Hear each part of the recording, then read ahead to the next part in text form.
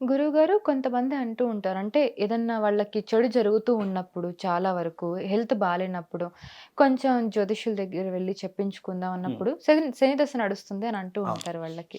So, ఆ శని దశకి కొన్ని మార్గాలు చెప్తూ ఉంటారు. ఈ హ్మ్. పూజ చేయించండి. అవును. నిజంగానే ఆ పూజలు చేయిస్తే తగ్గుతదా ఆ ప్రభావం అనేది? తప్పకుండా తగ్గుతుందమ్మా. ఎందుకు తగ్గదు? ఇప్పుడు ఎగ్జాంపుల్ ఒక విషయం చెప్తాను. ఇప్పుడు మనకు భారీ వర్షం పడుతుంది. హ్మ్. వర్షాన్ని ఆపే శక్తి మన దగ్గర ఉందా? హుహు. లేదు గదా! ఆ వర్షం మన మీద పడకుండా మనకు ఆపే శక్తి ఉంది గదా! ఎలా? ఒక గొడుగో, గొడుగు. ఒక రెయిన్ కోటో, లేదా మనం ఒక ఇంట్లో కూర్చోవడమో, లేదా ఒక కార్‌లో కూర్చోవడమో, ఏదో ఒక ఎగ్జామ్షన్ అయితే మనం వెతుక్కుంటాము. అవును. అంటే మన మీద పడకుండా, అందరి మీద పడకుండా ఆపే శక్తి మన దగ్గర లేదు గదా! అలాగే మనకేదైనా కష్టం, బాధ వచ్చినప్పుడు, ఇబ్బందులొచ్చినప్పుడు, అలాగే భగవంతుని యొక్క అనుగ్రహం పూర్తిగా పొందకపోయినా, దాని యొక్క ఏదైతే మనకు నెగెటివ్ ఎనర్జీ వచ్చే అవకాశం ఉందో, దాన్ని తప్పించుకోవడానికి కూడా మనకొక ఎగ్జంప్షన్ అనేటటువంటిది ఒకటుంటుంది. దాన్నే మనం ఏమంటాము? పూజ అంటాము. లేదా యజ్ఞము అంటాము. లేదా వ్రతము అని అంటాము. లేదా రెమెడీస్ అని అంటుంటాము. మనం చేసుకునే విధానం ఒకటే. దానికి అనేక రకాలైన పేర్లు. అంతే తప్ప మనము దేన్నైనా ఆపే శక్తి భగవంతుడు మానవాళికి అందించాడు. మానవ మేధాశక్తి ఇంతో అంతో కాదు అనంతం. దాన్ని ఎంత పదును పెడితే మన జీవితాన్ని అంత ఉద్ధరింపజేసుకోగలుగుతాం. ఎప్పుడైనా మీరు గమనించండి. మానవుని యొక్క మేధాశక్తి భగవంతుని కంటే గొప్పనైనటువంటిది.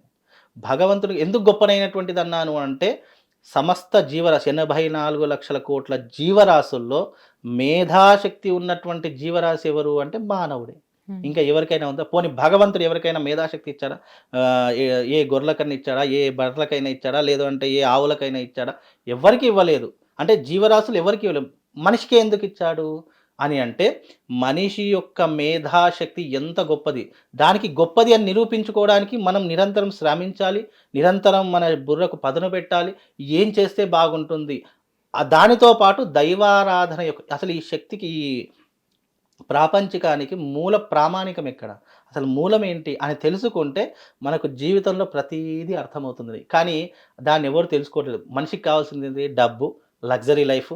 రేపు నేను ఎంత హ్యాపీగా బ్రతకాలి, రేపు ఏ సినిమాకు వెళ్ళాలి, ఎక్కడ ఏ టూర్‌కి వెళ్ళాలి, నేను నా జీవితాన్ని ఈరోజు ఎలా వెళ్ళదీయాలి అని చూసేవాళ్ళే ఉన్నారు తప్ప, రేపటి రోజు నేనేం చెయ్యాలి?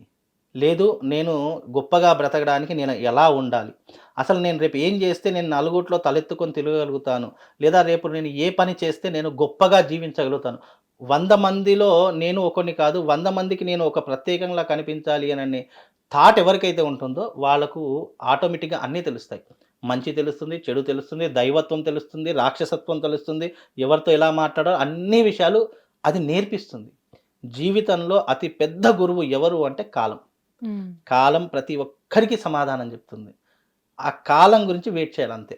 ఈరోజు నాకు నీ వల్లనో, వేరే వాళ్ళ వల్లనో ఒక ఇబ్బంది జరిగింది అనంటే, వెంటనే నేను రియాక్ట్ అవ్వడం గాదు. వెయిట్ చేయాలి. కాలం గురించి ఎప్పుడైతే వెయిట్ చేయడము ఈ పేషెన్సీ అనేటటువంటిది ఏదైతే ఉంటుందో, చాలామంది ఏదైనా గొడవ జరిగినప్పుడు గానీ, లేదంటే ఏదైనా సంఘటన జరిగినప్పుడు గానీ, ఎవడైతే ఓవర్ రియాక్ట్ అవుతాడో, అతడు ఎప్పుడైనా నష్టపోతాడు.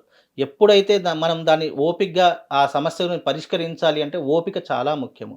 దాన్ని ఎందుకోసం జరిగింది? ఎలా జరిగింది? దేని ప్రభావంగా జరిగిందని తెలుసుకొని దాని గురించి ఆలోచించి అప్పుడు మనం రియాక్ట్ అయితే ఒక విధానము. అప్పటికప్పుడే రియాక్ట్ అయ్యామనుకోండి రెండో విధానం. కాబట్టి ఏదైనా మనం there is every action there is reaction.